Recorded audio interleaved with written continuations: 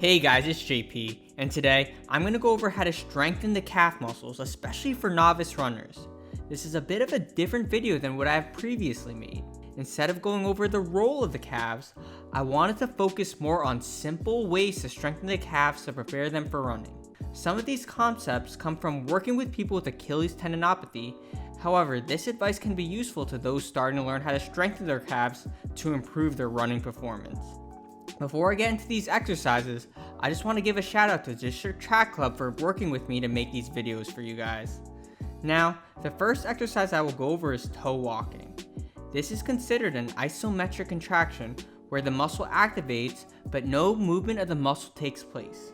These kinds of contractions are typically a place to start when someone is recovering from a calf injury. However, this can also be used initially when someone is starting the process of strengthening their calf muscles.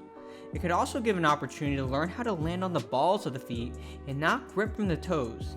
This is important as gripping excessively from the toes could put a lot of strain on the feet, especially if you run long distances. Now, the next exercise I would usually progress to is performing calf raises. This is the most popular way to strengthen the calf muscles. Starting with calf raises with both legs on the ground is a great way to start this. Now, while it is called a calf raise, don't neglect the lowering portion of this activity. By actively controlling the descent of the heels, this works on eccentric strengthening. This is important as the calf muscles mostly work eccentrically as you run. Anyway, to further progress this, you can transition to the single leg calf raise, as now one leg has to support all your body weight.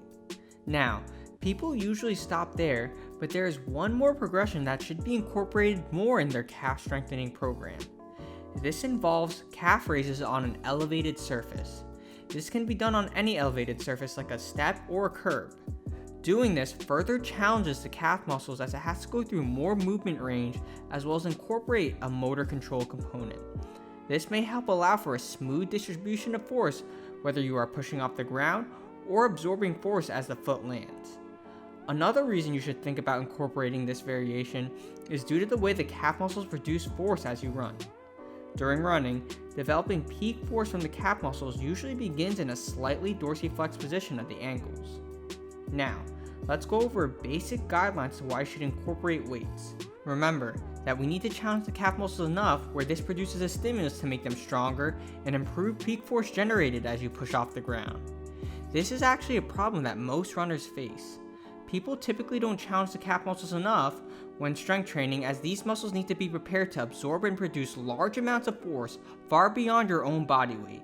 A basic guideline to follow is that if you can perform at least 10 to 12 repetitions of calf raises without too much difficulty, it's probably a good time to add some external loads like carrying weights to the point where it feels heavy and can produce 4 to 8 quality calf raises. And those are a few of my thoughts on calf strengthening. There are definitely a few more things I'd like to go over when strengthening the calves, but I'll go over that in another video. Anyway, I hope you guys found this advice useful. Incorporating this may help improve your performance as you run. Also, let me know if you guys would like to see more videos on how to strengthen different muscles effectively. And as always, thank you for watching.